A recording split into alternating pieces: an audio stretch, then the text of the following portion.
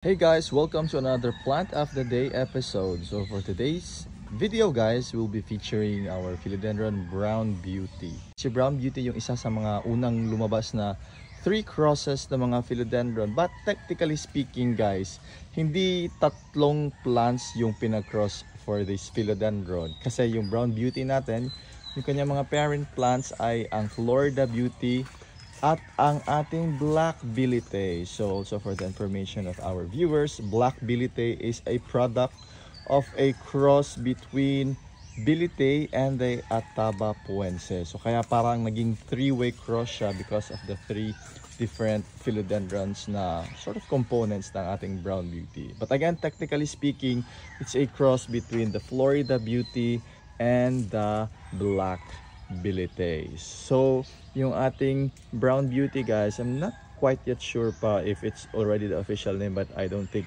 yan na yung kanyang pinaka accepted and official or registered name. Also, let's note lang din guys, we've actually made this episode before, but we would like to correct some information na lang din na na-relay natin during our previous episode regarding the Brown Beauty. The Brown Beauty ay isa sa mga Florida Beauty ng mga crosses na I think very unique yung kanyang characteristics.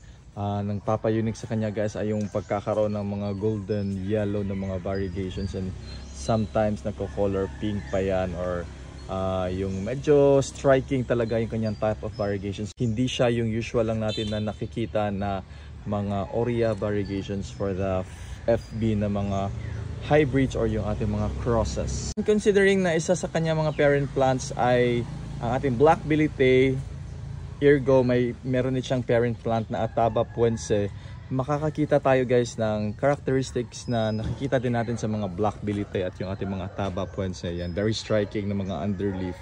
It also has that color pink, golden brown, yung ganyan na shade ng variegation sa kanyang underleaves. Talaga yung reason kung bakit favorite ko din yung ating mga Florida Beauty X Black Bilite or yung ating Brown Beauty. Isa din sa magandang characteristics na ating Brown Beauty guys is even though meron siyang mga heavily variegated na mga dahon ay hindi siya lusawin. So it's very evident here to some pots ng ating Brown Beauty.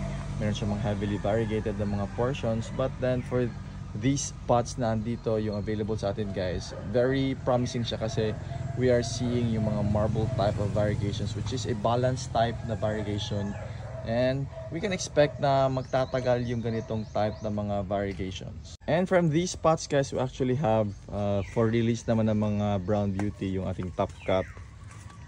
Napakaganda at napakalaki na ng kanyang mga dahon,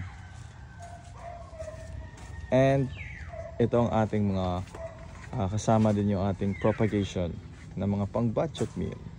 So that's it guys, and I hope na nag-enjoy kayo sa ating Plant of the Day episode.